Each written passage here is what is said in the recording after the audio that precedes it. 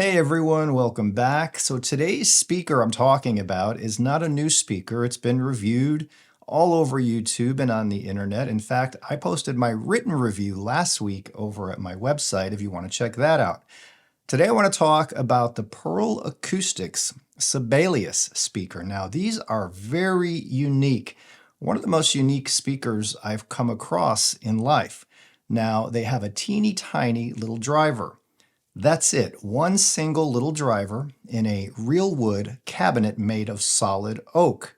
These are sort of a transmission line design, I believe, and they are ported out of the front bottom, which brings spectacular bass from the Sibelius. But I'm going to talk all about these speakers. I'm going to compare them to a lot of other speakers that I have here, and I want to talk to you about why you may be blown away by this speaker behind me with one little 4-inch driver. Let's get started.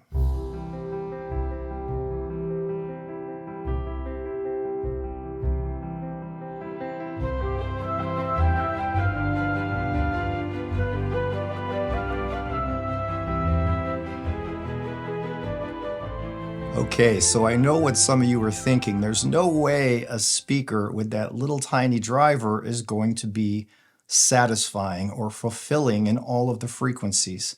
Yes, this is just a 4-inch driver, but it is a full range driver covering the treble, the mid-range, and the bass. And let me tell you, these go pretty low in the bass. If I'm not mistaken, I believe they go down to 38 hertz. And that's pretty darn good, especially for a speaker with a little driver like this.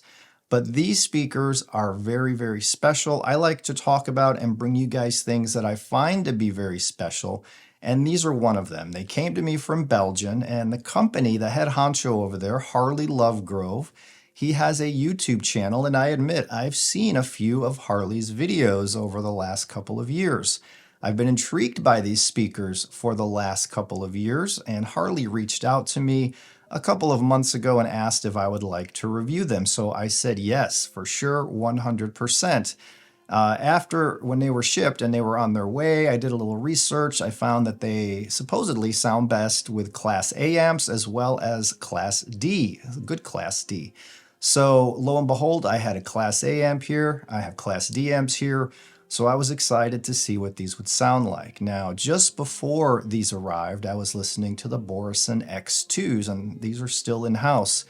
And these speakers could not be more opposite from each other.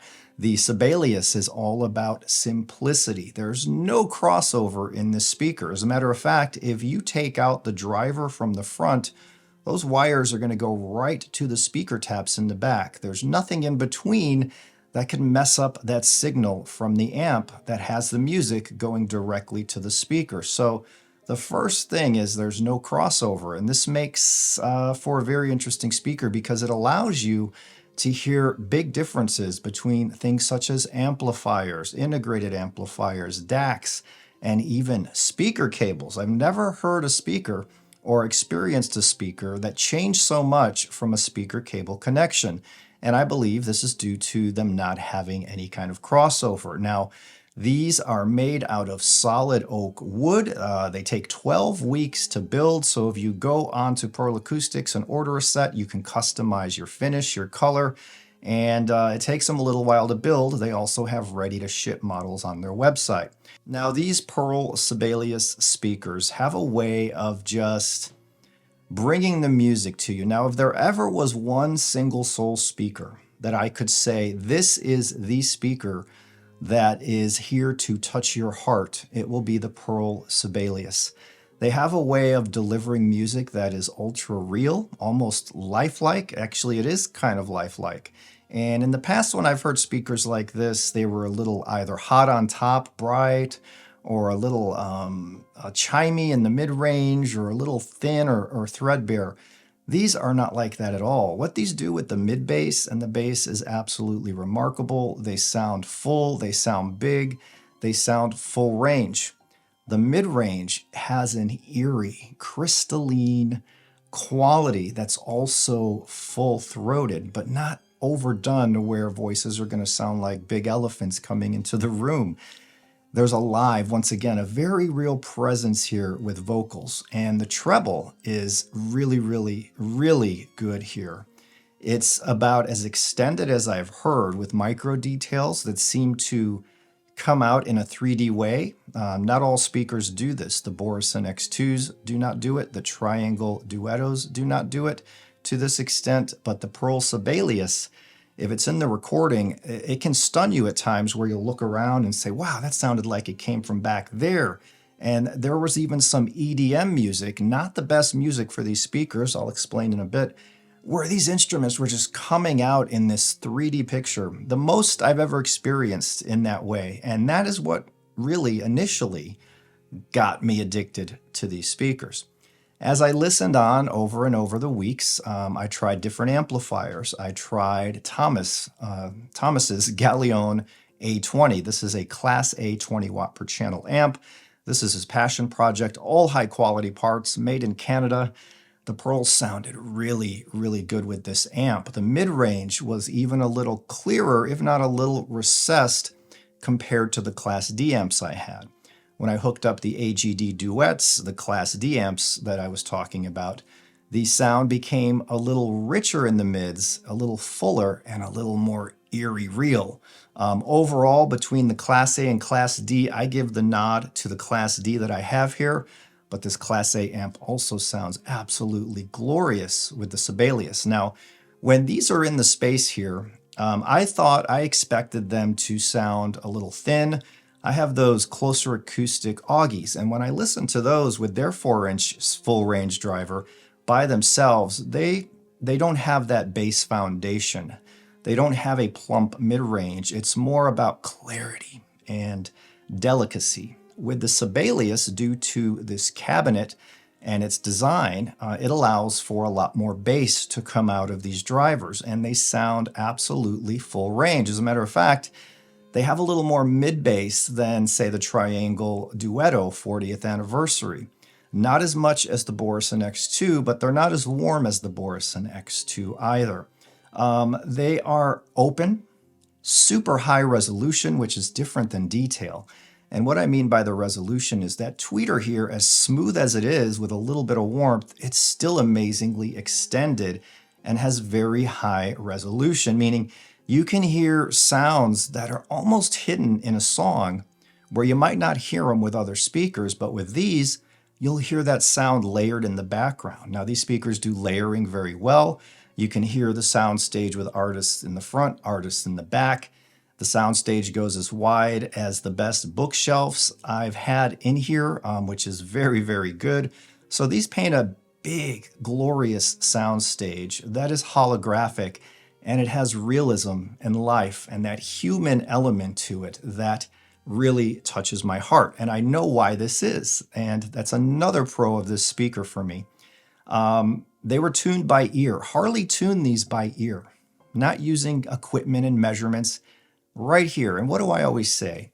I always listen and review by ear. To me personally, measurements mean nothing. I've heard gear that measured amazing that I thought sounded horrible, and I've heard gear that measured poorly that I thought sounded beautiful. So I don't go by measurements, and Harley designed these by ear. So the sound you're hearing, it was tuned by a human being, and I think that's what gives these that human touch and human soul to them. Now, these are fairly easy to drive. I've driven them with the 20 watt Class A, not a problem. I've driven them with 100 watt per channel Class D, sound glorious and beautiful. So they're not a hard speaker to drive. I'll throw the specs up on the screen so you can see them for yourself. But no matter the amplifier I tried with them, even a WIM amp, it powered them fine, though it was a little dark with that amp, the sound. Now, these speakers are not bright, they're not dark. They have this beautiful, luscious mid-range with kind of some bass in there to give it a little body and beauty. You're not going to get bass that goes down to 18 hertz and rumbles your floor, but you're going to get bass, if it's in the track, you're going to feel it. You're going to feel it internally, and you're going to feel it again in your heart. It's got such a human connection, these speakers, and I can't stress that enough. So what are the weaknesses? Well, these sound absolutely beautiful with classical, chamber music, vocals, jazz, new jazz, old jazz. They even sound pretty dang good with EDM, and they're not supposed to. The only weakness I found is listening to heavy metal or rock, hard rock from the 80s, say. It can sound a little raggedy in the mid-range with that kind of music, and I don't know if it's because of all the guitars and all of that going on, but these sound with vocals, with jazz, with that kind of music, with even EDM, I'll say, some of the most beautiful music I've heard. Now, are they as versatile as a Borison X1 or X2? Maybe not, because those speakers will play anything. But neither of those speakers sound like the Pearl Sibelius, and what a sound it is. So if you want to read more about these, you can see my written review at my website. I'll put a link in the description below. If you want to check out the Pearl Acoustics website, I'll put a link in the description below. I didn't get paid for this review. I don't make any money if you order speakers. That's how it goes here on this channel.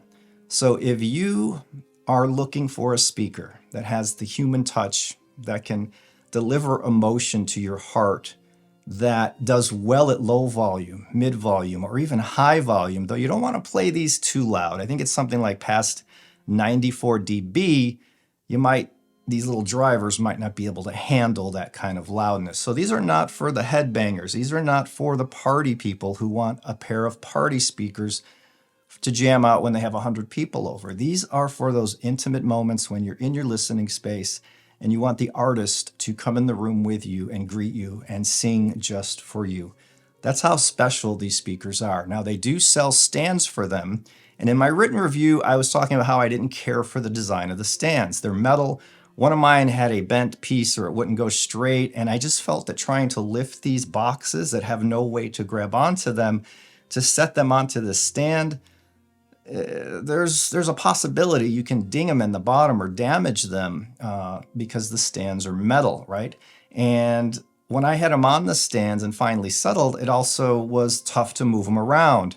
So if you're going to buy a set of these speakers and they're going to stay put, you don't have other speakers to rotate in and out like I do since I do reviews, the stands are great. As long as once you set them and forget them, they are great. If you move your speakers around a lot, they're kind of a pain because then you got to take the speaker off of the stand, move the stand. They're not attached to the speaker in any way. I feel that they should have a way of attaching to the speaker, or better yet, maybe make a nice wooden base for them. But the stands are good. They do sound, at first I thought they didn't sound as good on the stand, but after more listening, they actually sound a little tighter and more composed on the stand. So you can buy the stands with the speakers. They also sell a cover for the speaker that covers just the driver area, and it has the Pearl Acoustics logo on the front. I really dig those. That way, if you have kids or animals in your space, you can protect those little drivers. And those drivers are dynamite. Some of the coolest 4-inch little drivers I've heard. So there you go. That's my thoughts on the Pearl Sibelius speakers. True works of art. Right? They have 3 things that I love going for them. They are beautiful. They're works of art. They are simple. There's no crossover. Third, they were tuned by ear. They have the human connection. And they are beautiful, not only in their looks, less is more sometimes, and you get it right here, but in the sound. So I thank you guys for watching. I'll have more reviews coming very, very soon. Thumbs up, subscribe, talk about it in the comments. And I will see you guys in the next one. Bye.